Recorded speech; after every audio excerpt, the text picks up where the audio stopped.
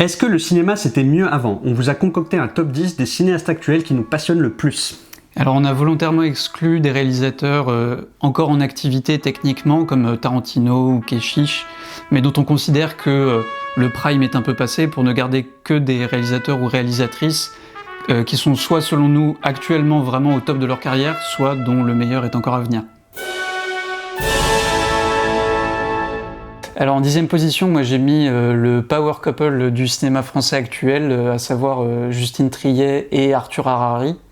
Ah oui, tu triches toi. Je demande une dérogation officiellement pour en mettre deux sur la même position, parce que c'est donc deux personnes qui ont réalisé, pour moi, deux chefs-d'œuvre, leurs derniers films respectifs, mais dont je ne connais pas très bien la carrière antécédente, ou alors j'en suis pas forcément hyper fan. Arthur Harari, je n'ai vu de lui que Onoda, mais qui était vraiment une folie, ce film, qui est sorti en 2021 je crois, qui est donc un film de 3 heures au Japon, qui se passe donc quasi avec un seul acteur pendant tout le film, puisque ça parle d'un soldat de la Seconde Guerre mondiale qui reste isolé sur une île pendant 30 ans. Et vraiment, ce film était d'une maestria assez folle, et pour moi le film n'a pas eu du tout le succès qu'il aurait mérité. Ouais, c'est ça. Ah mais il y a d'une ambition folle ce film, effectivement, j'ai adoré aussi. Ouais. Et alors, en plus, dans le cinéma français, oui, c'est ça. Ouais. Ça détonne complètement, quoi. Et Justine Triet, je pense avoir vu tous ses films en les appréciant, mais sans non plus que ça la mette dans le rang de mes réalisatrices préférées, jusqu'à Anatomie d'une chute, qu'il faut bien admettre, était quand même vraiment un film à la fois sublime et mené d'une main de maître, comme rarement. Et qui lui pour le coup a vraiment eu le succès qu'il mérite. Ouais, bah c'est sûr que oui, maintenant c'est devenu une des stars du cinéma français, et donc je trouve aussi assez pertinent de l'inclure dans un top des cinéastes qu'on va suivre pour la suite. Et Arthur Harari est plus discret, par contre il m'intéresse en soi peut-être encore plus, parce que vraiment Onoda effectivement était un film d'une ambition et d'une subtilité assez extraordinaire. Ok, bah bon choix franchement pour commencer cette vidéo.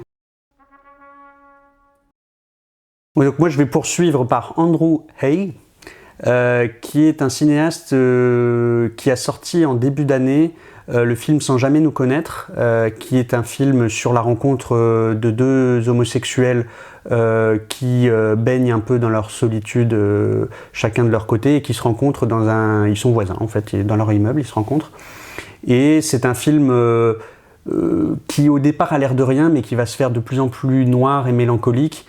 Et là aussi, je trouve qu'il y a une ambition formelle assez importante, et il se prive pas d'effets qui pourraient paraître de mauvais goût, par exemple Ressusciter les parents, ou cette énorme scène de fin avec un zoom arrière vers le cosmos, en gros, si je veux faire vite, avec la chanson de Frankie Goes to Hollywood. Et en fait, ça passe parce que le tout est d'une telle justesse que c'est vraiment émouvant. Et donc ce cinéaste-là, il se trouve que j'avais aussi adoré La Route sauvage, qui est aussi dans le... Alors là, rien à voir, c'était dans les campagnes, dans le milieu des courses hippiques aux États-Unis. Un jeune garçon qui est dans ce milieu-là et qui en découvre la corruption. Et c'était déjà vraiment énorme. Et j'ai rattrapé aussi un film qui est exceptionnel, peut-être même mon préféré des trois, qui s'appelle 45 Years, 45 ans, sur un couple justement qui est ensemble depuis 45 ans, qui est très lié, très soudé, mais voilà, l'élément perturbateur, c'est que une ex du mari, qui est morte depuis 40 ans, va se rappeler à son bon souvenir via son décès, en fait, tout simplement. Et c'est, bon, pour moi, c'est un cinéaste vraiment qui a quelque chose de très juste dans les affects, à la fois pudique mais puissant, et c'est un mélange extrêmement rare. Et j'avoue que là, j'attends énormément son prochain film. Ouais, je te rejoins là-dessus. J'ai vu que Sans jamais nous connaître, et sans trop savoir ce que j'allais voir, et sans forcément que ça soit un film que vraiment j'adore absolument. C'est vraiment un film qui m'intrigue beaucoup, et je suis sûr que le prochain film qui sortira, j'irai le voir. Alors en 8e position, moi j'ai mis un cinéaste dont on a déjà parlé ici, qui est Thierry de Peretti. Donc pour rester dans le cinéma français, même si là on va un peu plus du côté de la Corse, tout simplement parce que pour l'instant, il y a un côté un peu sans faute, c'est-à-dire que tous ces films sont vraiment d'une richesse assez folle, aussi d'une originalité assez bienvenue dans le cinéma français. Et en l'occurrence, pour moi, si ça fait partie des réalisateurs que j'estime le plus, c'est en particulier pour son film Enquête sur un scandale d'État, qui est le seul film où il s'écarte de la Corse. Donc je veux pas du tout montrer une aversion pour la Corse, mais pour moi, c'était vraiment le film le plus maîtrisé, le plus riche, quand bien même tous les autres, et notamment À son image dont on a parlé il n'y a pas si longtemps, sont vraiment tous vraiment très très intéressants, avec voilà, une certaine proximité avec un cinéma naturaliste ou réaliste que par ailleurs j'aime beaucoup. Ouais, bah en fait depuis la vidéo où j'avais éhontément dit que je n'avais pas vu d'autres films que À son image, j'ai rattrapé Une vie violente qui fonctionne en diptyque effectivement avec À son image, et j'ai beaucoup aimé aussi. Et effectivement moi aussi ça fait partie des... J'aurais pu le mettre aussi, mais je te le cède Théo, donc... Merci Baptiste. Alors moi en numéro 7 j'ai mis Guillaume Braque. Guillaume Braque, dont j'ai absolument adoré, c'est peut-être l'un de mes films préférés des 10 dernières années honnêtement, en tout cas français ça c'est sûr, À l'abordage, qui en fait compte, voilà, c'est des marivaudages en fait d'un couple d'amis, enfin d'un couple de deux copains qui descendent en camping dans le sud pour l'été en fait. Et bon en fait... mine de rien, c'est un film comme ça qui a l'air de rien, mais qui petit à petit développe, grâce à des dialogues absolument brillants, une grande profondeur. Et en fait, Guillaume Braque, pour le coup, je trouve que la formule est un petit peu éculée, tant on l'annonce toujours, cet héritier-là, mais il se pose en héritier idéal de Éric Rohmer, qui est un cinéaste que j'adore. Et Guillaume Braque a aussi réalisé des films intéressants avant, et notamment... Un monde sans femmes, qui est aussi un beau film qui ressemble à l'abordage, mais typiquement c'est le genre de cinéaste un peu comme Rohmer, ça va pas me déranger s'il fait souvent le même genre de film, s'il tourne toujours autour des mêmes sujets, parce qu'en fait il le fait avec une telle richesse, une rare chaleur, une vraie chaleur humaine, et tout simplement il cisèle ses plans et ses dialogues de manière assez précise, donc je le trouve assez précieux. Bah là, moi, je confesse mon inculture, parce que je n'ai vu aucun film de Guillaume Braque, mais donc je me précipiterai pour voir le prochain, évidemment. Alors moi, en 6e position, je mettrais un cinéaste qui divise, qui est Gaspard Noé. Donc, réalisateur qu'on qualifie souvent de sulfureux. On vient de perdre la moitié de notre audience. Et qui a d'ailleurs peut-être plus de buzz autour de lui que ses films ne font d'entrée, parce qu'en fait c'est un réalisateur dont les films ne marchent pas énormément. Ah ouais.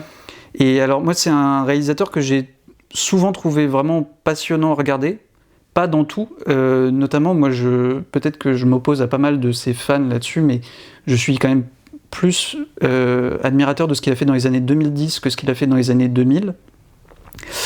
Et par ailleurs, s'il est présent dans ce top, c'est parce que je tiens son dernier film pour vraiment une très très grande œuvre de cinéma, donc à savoir Vortex, qui est vraiment presque aux antipodes de ce qu'il fait d'habitude. C'est-à-dire que là, c'est un film qui est pas du tout épileptique ou ni hyper violent, hyper sexualisé comme peuvent l'être beaucoup de ces films, si on veut être un peu honnête.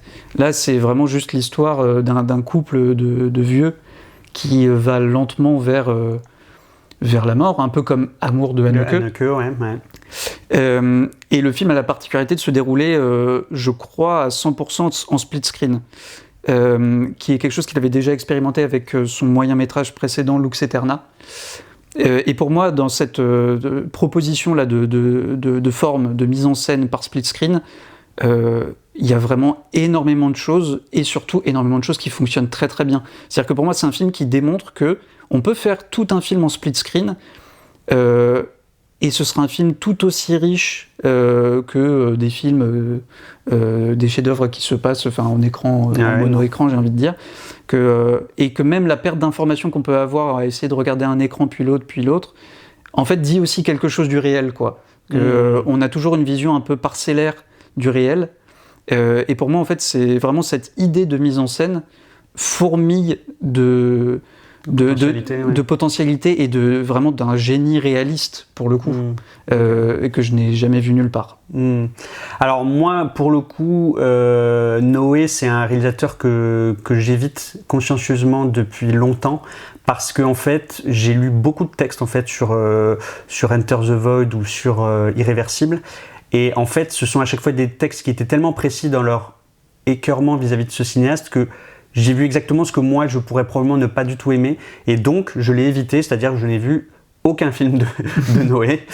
Si, j'en ai vu un, et honnêtement ça m'a pas donné envie de continuer, c'était Love. Love, j'ai vraiment trouvé que c'était pas bon, à la limite du navet même, mais après je le jugerai pas là-dessus définitivement, dans la mesure où je sais que c'est pas un de ses films majeurs non plus. Donc, oui, c'est ça, t'as pris un des moins bons. Oui, voilà.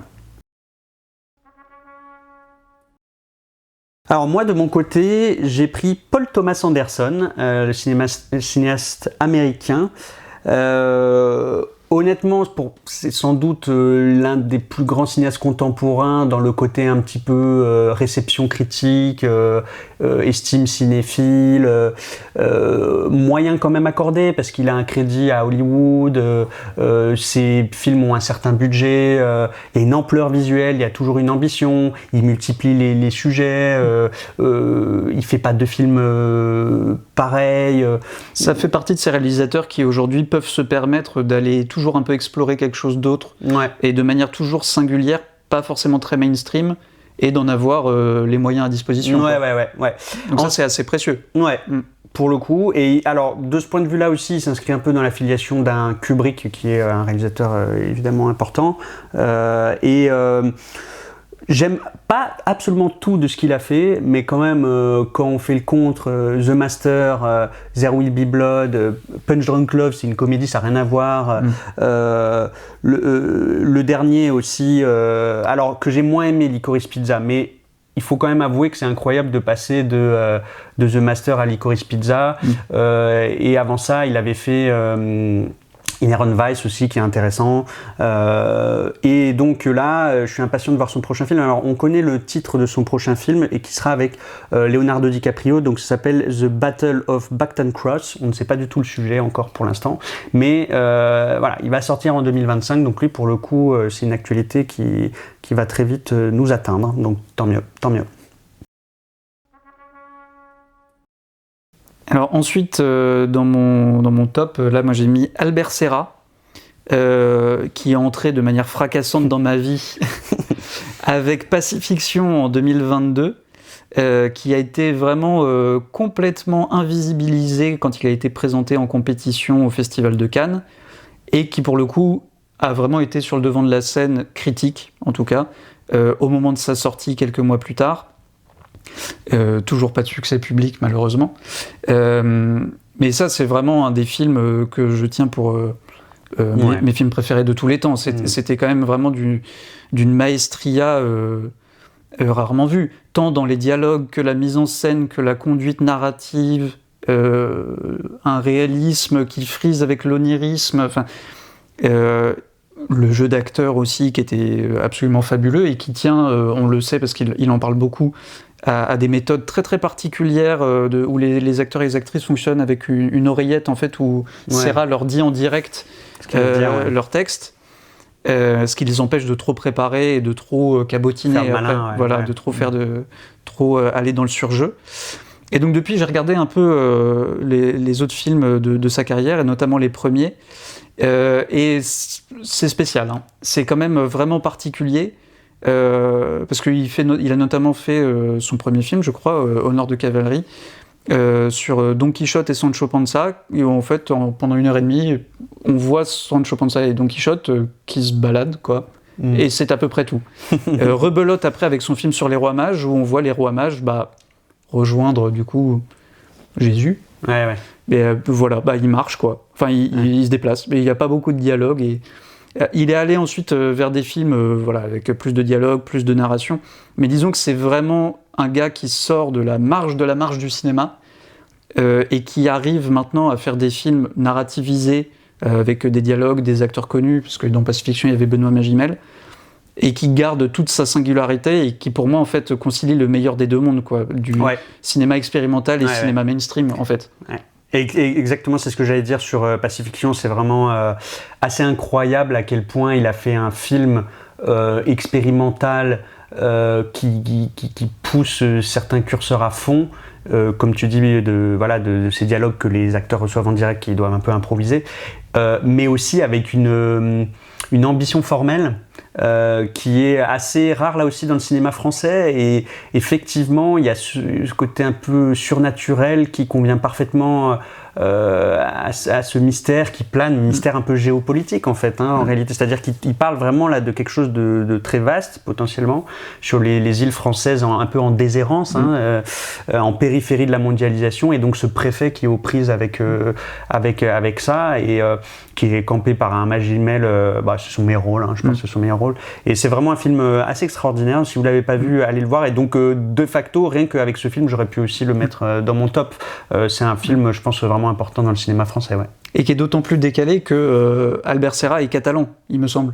Oui. Et donc tout à fait. il va s'intéresser aux îles du Pacifique françaises. Enfin, il y a un peu quelque chose comme Arthur Harari qui va faire Onoda au Japon. Ce gars débarque un peu de nulle part et fait des films qui parlent mieux de la France que 99% des films français, quoi. J'ai mis Nuri Bilge Ceylan, donc le cinéaste turc. Alors lui, il est assez installé. Il aurait pu être dans la cohorte des Tarantino ou des Keshish, c'est-à-dire des cinéastes installés dont l'essentiel de la carrière est derrière eux. Mais en fait, je pense qu'on est vraiment dans un cinéaste qui est au pic de sa forme, dans son prime, comme on dit aujourd'hui. Son dernier film, Les Herbes Sèches, en a témoigné. C'est vraiment un grand film.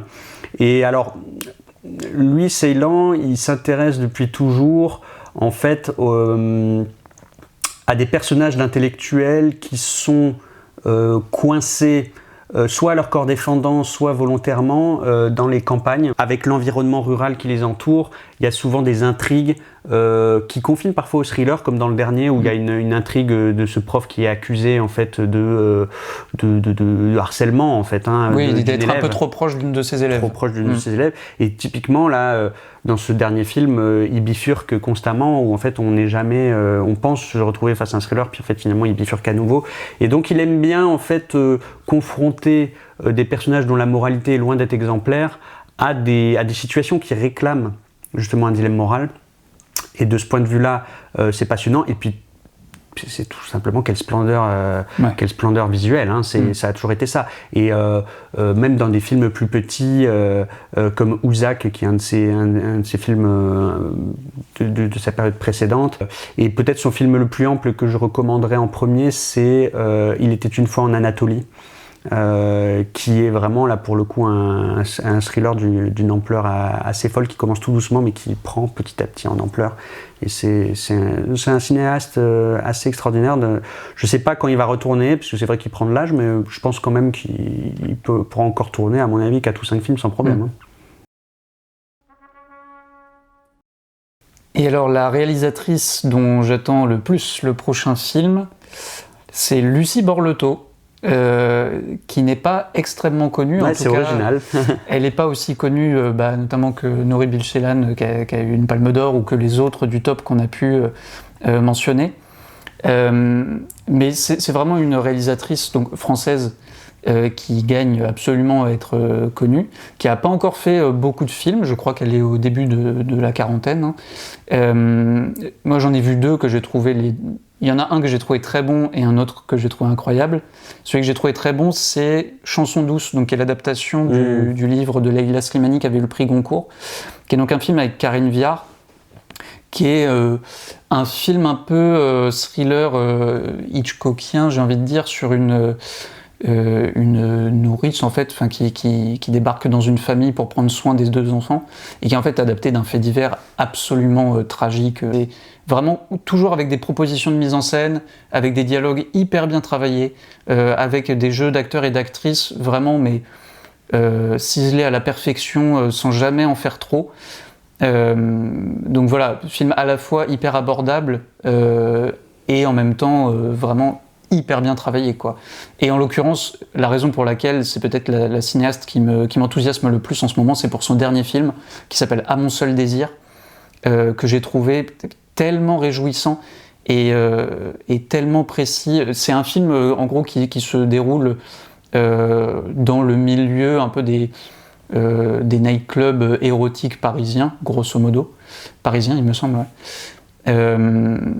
Et c'est un film qui est d'une précision folle sur les questions d'amour, de désir, de sexualité, sans jamais non plus confondre les trois, et en dressant des ponts entre ces thématiques-là et les thématiques d'amitié, d'argent, d'emploi. Mais tout ça avec un naturel fabuleux, mais vraiment sur chacune des phrases, sur chacune des scènes de ce film, on pourrait faire une thèse. Et il se trouve que par ailleurs c'est un film qui est vraiment drôle et vraiment émouvant, enfin donc vraiment très très réjouissant, quoi. Et donc pour moi ça fait partie des pépites qui sont passées complètement inaperçues quand il est sorti l'an dernier. Mais donc Lucie Borletot vraiment à suivre attentivement pour la suite. Ouais, bah, je plaide coupable, j'ai pas vu ces films. Voilà. Donc effectivement je vais essayer de les rattraper. Effectivement, ok. Moi de mon côté, j'ai pris ce qui peut paraître pour la papesse du cinéma indépendant américain des 10-20 dernières années. Et quelle papesse! Oui, Kelly Reichardt, je sais pas exactement comment il faut dire, moi je dis Reichardt, hein, c'est comme ça que j'ai toujours dit, on va partir là-dessus, mais je suis un plouc, il n'y a pas de souci. Théo m'a dit aussi que lui aurait pu la prendre, donc on s'est un petit peu partagé les choses. Mais voilà, Kelly Reichardt, moi je l'ai découverte en fait avec Night Moves, qui est un film, je crois, des années 2013, 13 ou 14, ouais, un truc comme ça.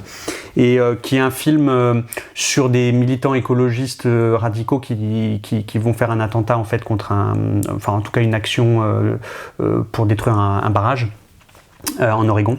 Et donc c'est un film qui avait opéré comme une véritable révélation, quoi. Moi j'avais trouvé ça incroyable parce que très rigoureux, précis, d'une pertinence à chaque plan, en fait, dans la distance qu'elle met de la caméra à ses personnages, pour retranscrire la moindre inflexion d'humeur entre ces personnages, parce que évidemment dans ce groupe de militants radicaux, ils vont rapidement ne pas être d'accord sur la manière de fonctionner, il y aura des jalousies. C'est avec Jesse Eisenberg, qui joue dans The Social Network. Et donc il y a aussi une maestria dans le montage, et qu'elle n'avait pas été ma délicieuse surprise quand j'ai vu au générique qu'en fait c'est elle qui monte ces films, ce qui est assez rare, hein, quand même. Parfois ils viennent en supplément d'un monteur, d'une monteuse, même on va dire sur certains cinéastes ça peut être assez courant, mais par contre être seule sur montage c'est plus rare, et donc elle est aussi bonne réalisatrice que monteuse, hein, et ce sont des films en fait qui ont du rythme. Certains diront ah oui non, il n'y a pas tant de rythme, c'est pas non plus des suspens, parfois on peut s'ennuyer parce que c'est des plans qui peuvent être un peu longs, etc. Oui, mais justement elle a le rythme parfait, elle a du rythme, c'est pas parce qu'elle fait durer les plans qu'il n'y a pas du rythme dans le collage des différents plans, en fait. Et donc pour moi, voilà, elle a un sens de la composition aussi qui est extraordinaire. Et tout ça après globalement dans une façon de voir les êtres humains et de voir les atmosphères qui me parle beaucoup. C'est un cinéma très pudique, c'est un cinéma tranquille, mais qui laisse percer l'inquiétude de nos sociétés contemporaines dans cette interaction entre les villes, les campagnes, l'écologie, les dilemmes moraux. C'est philosophique, mais sans être pâteau, c'est jamais lourd, c'est des films assez légers au final, qui s'imposent pas. J'adore tout chez elle, j'adore le début Wendy et Lucie, son tout premier All Joy, le plus récent, comment il s'appelle déjà le plus Showing Up. Ouais, Showing Up est super avec Michelle Williams, donc j'adore tout chez cette réalisatrice. Ouais, et pour reprendre sur quelque chose que tu disais juste avant, moi j'ai eu la chance de la voir à une avant-première de Showing Up justement l'an dernier, où elle disait qu'effectivement pour le montage, comme pour beaucoup d'autres choses, elle fait partie des cinéastes qui aiment un peu garder les mains dedans entre guillemets, et qui donc continuent à mettre l'œil dans l'œilleton de la caméra pour filmer, cadrer eux-mêmes, continuent à monter eux-mêmes. Elle disait qu'elle aimait beaucoup faire ça. Et effectivement, moi je l'ai découverte en 2021 avec First Cow, qui est pour moi encore celui que je préfère d'elle, même si, comme toi, hein, vraiment j'aime absolument tout ce qu'elle a fait. C'est un de ses plus aboutis, ouais. Force Cow, c'est très très bon. Et voilà, en digne première place de ce top, parce que pour moi, la First Cow et Showing Up sont les meilleurs films d'une carrière déjà tellement riche et tellement vaste, où elle a abordé plein de sujets différents. Elle a quand même aussi fait un western. Hein, Mix Cut-Off en anglais. Ouais. Et la dernière piste. Voilà, c'est ça. Donc ça, effectivement, je te rejoins complètement là-dessus. C'est la cinéaste dont j'ai le plus hâte de voir les prochains films. Bon voilà, à l'image, on est d'accord sur certaines choses, moins sur d'autres. Surtout sauf Gaspard Noé, en fait, qui continue de cliver les cinéphiles. C'est un symbole. Mais Kelly Reichardt nous rassemble. C'est beau. C'est ça. On va se quitter là-dessus. À la prochaine vidéo. Salut.